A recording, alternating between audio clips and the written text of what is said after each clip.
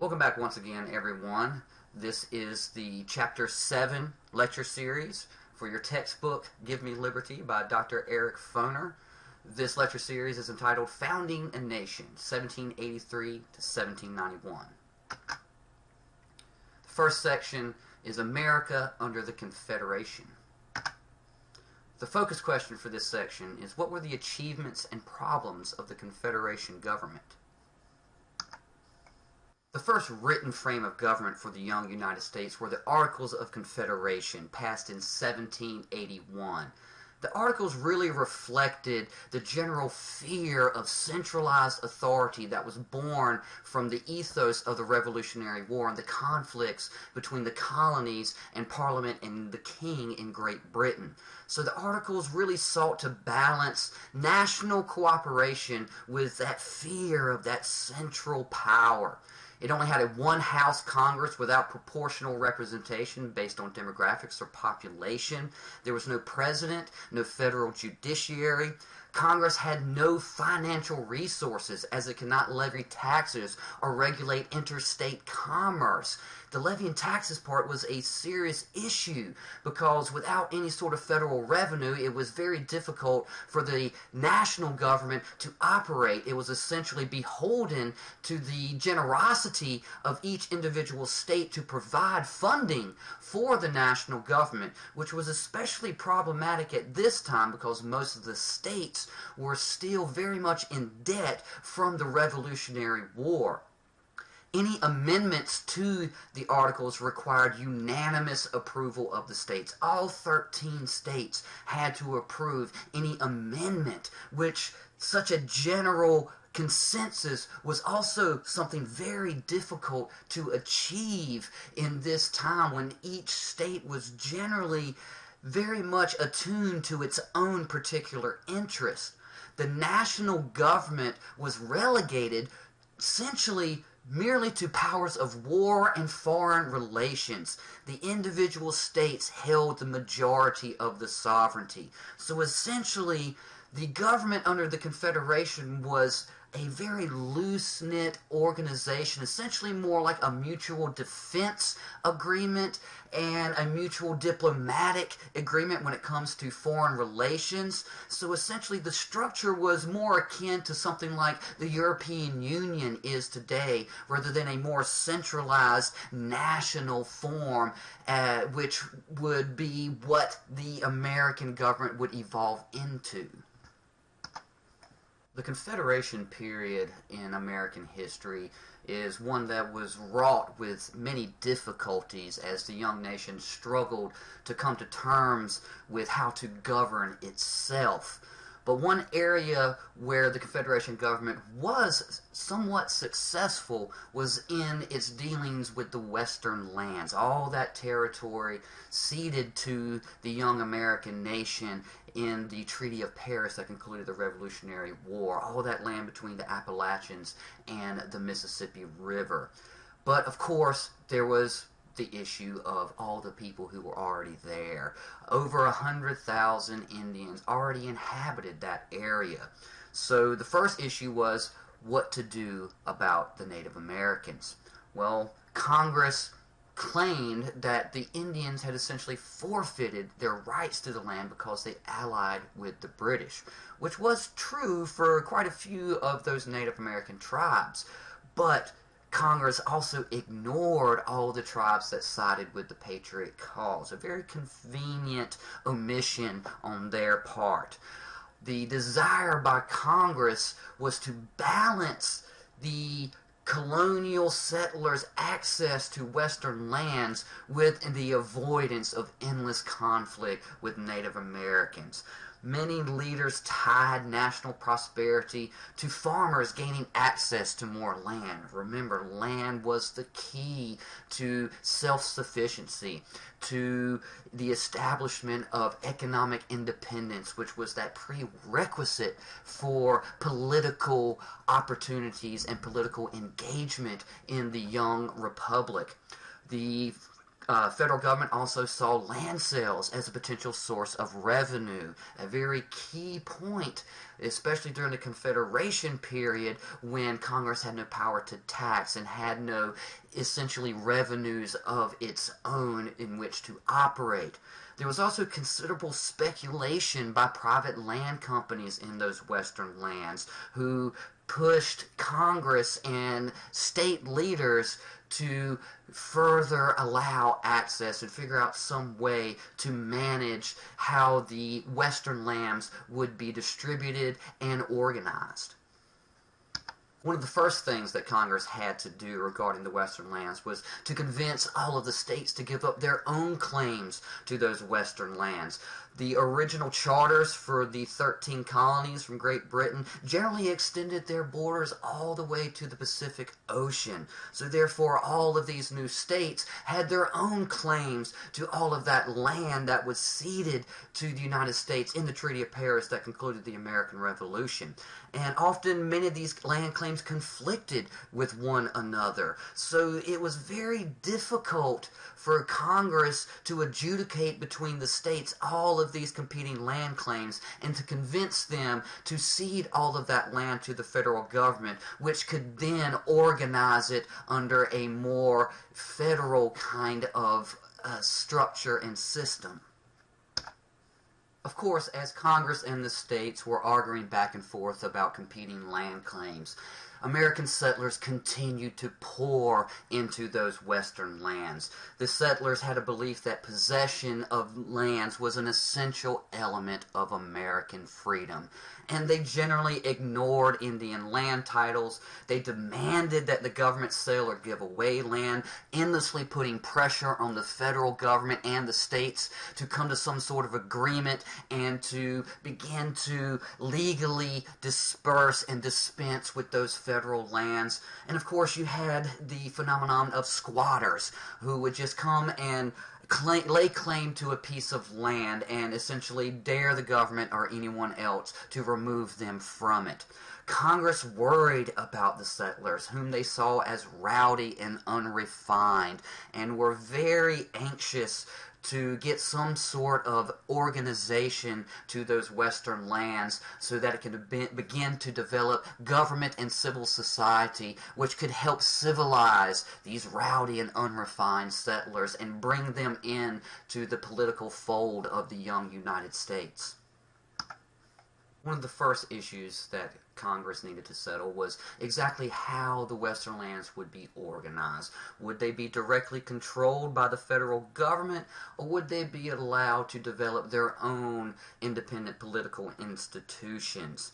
And Thomas Jefferson had this concept of the empire of liberty. He didn't want to see the U.S. as a colonial power, and envisioned that self-government would grow with territorial expansion, thus essentially guaranteeing the expansion of freedom and liberty and the American experiment.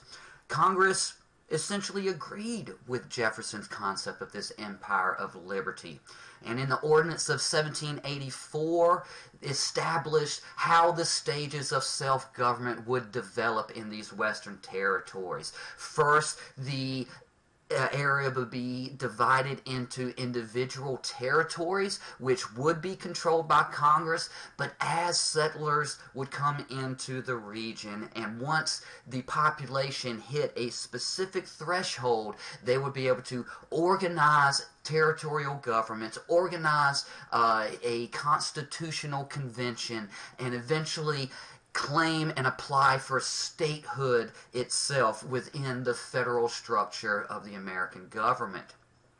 This was followed by the Ordinance of 1785, which regulated the land sales in the Old Northwest, which is what that region was termed at this time, particularly the areas that would become Ohio, Indiana, Illinois, etc. And responding to the settlers' demands for cheap land, they set the price at merely $1 per acre. However, this really opened the door to further land speculation in the area, and many of those land speculation companies that we had previously discussed quickly bought up large chunks of the western lands at this dirt cheap price, to which they then would sell at higher prices to settlers as they would come into the regions. 1787, Congress passed the Northwest Ordinance, which called for the eventual establishment of 3 to 5 states north of the Ohio River and east of the Mississippi River. And this territory would eventually become the states of Ohio, Indiana, Illinois, Michigan, and Wisconsin. What was really significant about this ordinance, however, was that it prohibited slavery in these new territories, which was not exactly welcomed by many of these settlers, especially the settlers along the Ohio River, that many of them who had come in from Virginia and Kentucky. So the southern territory of these 3 states right here were very much in essence, more pro-slavery than the more northern territories, which had featured immigration from the northern and New England states, which generally did not have slavery, or at least to the degree that those southern territories did. But what this did do, however, was legally restrict the expansion of slavery and helped to establish this north-south dichotomy between free states and slave states that would have serious ramifications moving forward in American history. I've alluded to before, there were substantial problems with the Articles of Confederation and the weak central government established by the Articles. Congress could not pay its war debt, and the lack of trade regulation stifled economic growth. The no power of Congress to tax meant, again, that it relied on states to fund the national government, which was severely problematic, as the states, too, had substantial debts.